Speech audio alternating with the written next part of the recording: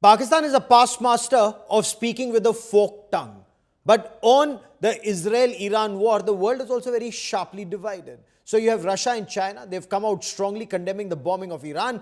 Pakistan, of course, caught on the wrong foot. So barely 24 hours after Pakistan recommended Donald Trump for a Nobel Peace Prize, you had these US B-2 bombers. They launched the biggest attack with the biggest bombs, the GBU-57 massive ordnance penetrators at Fordo, at Natanz, and fired close to 30 Tomahawk cruise missiles at Isfahan.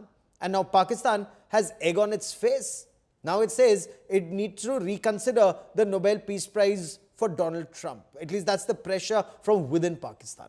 Joining me on this India First special broadcast is Sushant Sareen, Senior Fellow at the Observer Research Foundation. Also with me on this broadcast is Dr. Mohan Kumar, former top diplomat and academic, and Pastor Mark Burns is the spiritual advisor to US President Donald Trump, joins me on the show. Sushant Sareen, set the tone for this discussion, and you have a huge smile on your face already. Has Pakistan been caught on the wrong foot, or has Pakistan mastered the art of running with the hare and hunting with hounds? Gaurav, I think, it's ironical, but both those things are true. They are past masters at running with the hound and hunting with the hound and running with the hare. They've done it. For example, they took the Americans for a royal ride in Afghanistan. For 20 years, they backstabbed the Americans, and the Americans were none the wiser for it. Even when they knew that they are being backstabbed, they had no choice but to go along with the Pakistanis. So they've done that. But I think they've also got egg on their face because, the duplicity also gets caught out. But they're also very shameless. When the duplicity gets caught out, they brazen it out, as they will do now. So what happened was that they tried to, apple polish Donald Trump, tried to do a ego massage to Donald Trump, and thinking that this was their entry back into favor with the Americans. So they did that. And then they thought that, and they spread this news that, Donald Trump had delayed the bombing of Iran by 2 weeks because Asim Munir had convinced him to do that. And they thought that they are now going to become the center of international diplomacy. They will play a critical role in the Islamic world as the country which had dissuaded the Americans from bombing Iran. They will now have everything and everybody at their feet, etc., etc. And suddenly the next day, they nominate Donald Trump, and the day after, they have egg on their face when Donald Trump goes and bombs the hell out of Iran. Yeah. Now they don't know where to hide because there are two problems. One, the street in Pakistan is so Islamized, is so radicalized, which none of these Americans understand. They simply cannot understand how bad the situation is insofar as hatred for America and hatred for Israel is concerned in Pakistan. They might all want US visas, but they hate the United States. Now, the street is of that sentiment, but the state feels that it has something to gain from the US. And this big divide between the street and the state is now forcing them to walk this tightrope where on one side they're saying we condemn America, Yes. we condemn whoever has bombed Iran. But the American Secretary of State says that, look, many of the guys who are condemning us have privately told us that they are with us. And Donald Trump himself says that Asim Munir said he is with Donald Trump on the issue of Iran. So let's take this point by point. Let's take this point by point. And Pastor Burns, in his first tenure, US President Donald Trump had blamed Pakistan for the situation America was in Afghanistan. He accused Pakistan of cheating Americans of $33 billion and being involved in the killing of US soldiers in Afghanistan. And suddenly, General Asim Munir or Field Marshal Asim Munir is invited to a White House lunch, and General Kurilla, the CENTCOM commander, calls Pakistan a phenomenal partner in the war on terror. Explain this change of heart and stance as you see this, sir. Well, first of all, let me just say the President Trump nomination for a Nobel Peace Prize is not a shock to me. Whom, as the president out of his own mouth stated, he is handling single-handedly multiple conflicts around the world and bringing the peace to them. And that's the president's number one focus, number one goal, is to bring peace.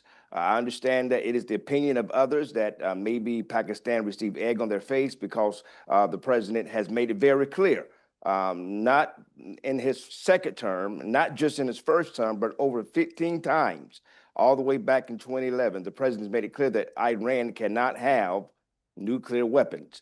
The fact is, Pakistan may not necessarily be one of our best friends, but they, as of right now, are not calling for the death of America. Iran is. Iran also, Pakistan already is a nuclear weapon nation. Iran is trying to become. And so the president's focus is making sure that Iran does not have nuclear weapons, Okay. and calling for the death of America. They're doing it right from the parliament halls. And so that's obviously a direct threat to the Western culture and the United States of America. You know, Pakistan poses an equally big risk to the American culture, but be that as it may, Dr. Kumar, in your appreciation, are the Americans trying to use Pakistan against Iran? Is this the strategy and the reason behind the invitation for for General Asim Munir to White House? I actually think, thank you for having me. I actually think the Americans have strategic expedience as at the back of their minds when they are talking in terms of a lunch for the general. I believe there are interests in AFPAC for which they need Pakistan's help. Also, I believe that actually they're trying to drive a wedge between Pakistan and China as well. We don't know the content of the conversation between General Asim Munir and President Trump, but leaks of the conversation suggest that Pakistan has made a commitment that their relationship with China is as it is, and that Americans should not worry too much about it. So when you have, when you really, as you say, run with a hare and hunt with the hounds, then chickens are bound to come home to roost. And continuing with the animal and bird analogy, if you like. So I don't think this kind of a tactical foreign policy is going to be helpful. I agree with Sushant, you will be found out sooner or later unless you have a strategy and unless you are convinced about your diplomatic strategy. This is bound to happen. My own impression and view is that I think we should stop hyperventilating about this in India and allow Pakistan to do what it is doing, and it will be found out sooner or later. Sure, So I Dr. agree Kumar, with no one's hyperventilating. We're actually enjoying the misery Pakistan is in, like actually enjoying their misery. And you know, when their feet are put to fire, and we hope it does, because ignoring it has consequences like in the past. You have leadership in the past that would want to have good relations with Pakistan, despite the fact that Pakistan was trying to kill our people. But Sushant Sareen, is the US trying to use Pakistan against Iran, or as Dr. Kumar says, an attempt to drive a wedge between Pakistan and China? Look, I think both of them are legitimate objectives of the United States. I don't hold it against the United States if it was trying to maximize its own strategic interests, even if it means enlisting a very treacherous Pakistan, which has ditched it at every stage. It has never really given the United States what it wanted. One thing I have to tell, and with all due respect to Pastor Burns, see, the point is that you might not hear death to America from people in the Pakistan army, but you hear death to America is a very, very common slogan, not just on the streets of Pakistan, but political parties of Pakistan and legislators sitting in parliament, including those of the ruling party, which is patronized by the Pakistan army, are calling for jihad against the Christians and the Jews. They always have a jihad against us Hindus. Anyways, so I just thought I should inform Pastor Burns that, you know, maybe his information on Pakistan is not entirely correct. So that is one. Secondly, sometimes I feel, Gaurav, that the Americans suffer from what I call the abused wife syndrome. Yes. That the more the Pakistanis ditch them, the more the Pakistanis are treacherous with them and cheat on them. The Americans seem to harbor this feeling that no, maybe the next time when we get together, the Pakistanis will be more loyal. And every time they do this, they, you know, suffer the consequences of trusting a treacherous Pakistan.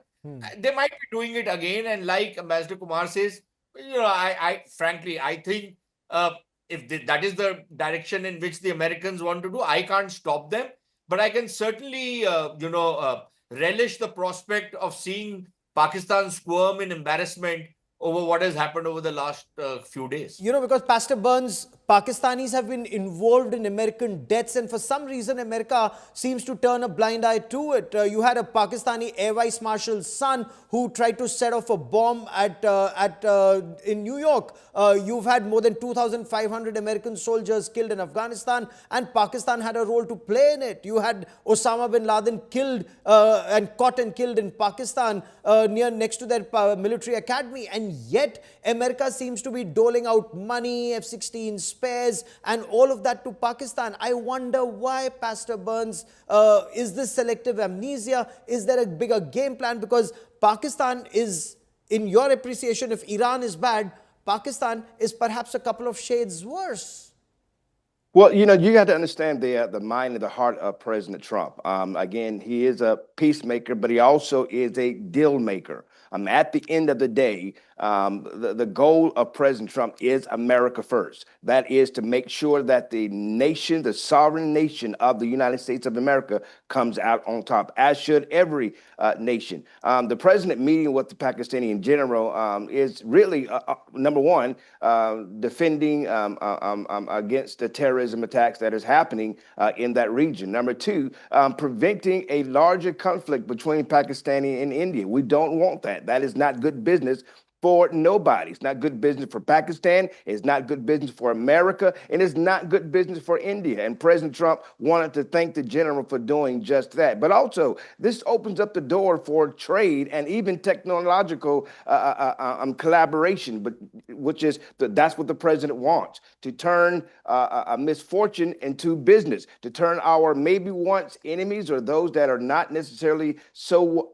in agreement of our positions politically and policy, to turn them into our friends, or maybe at least business partners. Because in the end, if the tide rise, all boats rise together. That's the president's agenda, and that's what he wants. That's why he met with Kim Jong-un. When the tide rises, the boats rise together, but you can't have a boat of a terrorist and a victim of terrorism rise together. And that's that critical difference that unfortunately America, Ambassador Kumar, fails to realize. But I want to stay for a moment longer on the issue of Pakistan. Will Pakistan, given its geostrategic location, be able to once again pull wool over the eyes of the Americans, get aid out of them, continue with this China-Pakistan economic corridor, or will it now have to choose one or the other, China or America?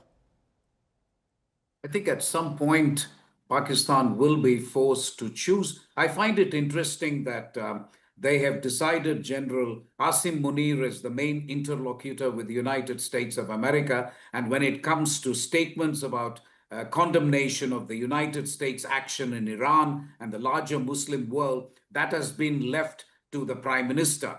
And so the rhetoric is being operated by the Prime Minister, whereas relationship with India, relationship with the United States, and probably relationship with China is being handled by the military. And that is representative of a hybrid state that we are familiar with in India about Pakistan. My answer to your question, Gaurav, is that you cannot carry on this double speak and double game for too long.